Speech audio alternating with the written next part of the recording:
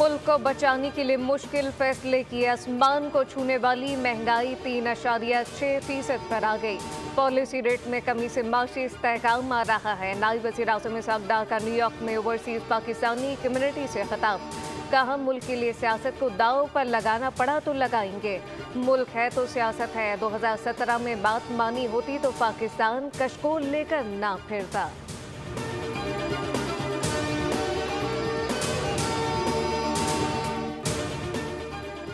पाकिस्तान, चीन और अमेरिका के दरमियान पुल का किरदार अदा कर सकता है। भारत को चीन के मुकाबले में लाने से खत्ते में ताकत का तबाजुन बिगड़ेगा। Chairman Peoples Party Bilawal Bhutto का म्यूनिख में सिक्योरिटी कॉन्फ्रेंस के मौके पर जर्मन मीडिया को इंटरव्यू। कहा, पाकिस्तान और भारत को गुर्बत और बेरोजगारी जैसे चैलेंजेस का सामना है। हम तकसीम के बजाय फासले कम करना चाहते हैं।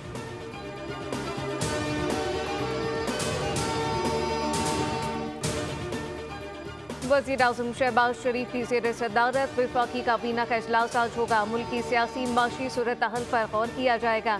ECC और काबीना कमेटियों के फैसले की तौसीक की जाएगी।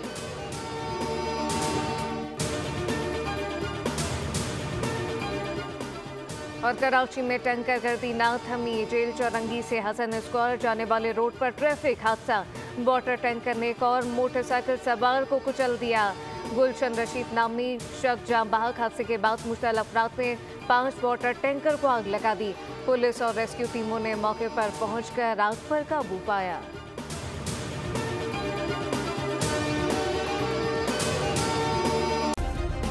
सब्सक्राइब करें और बेल दबाएं ताकि कोई खबर रह न जाए।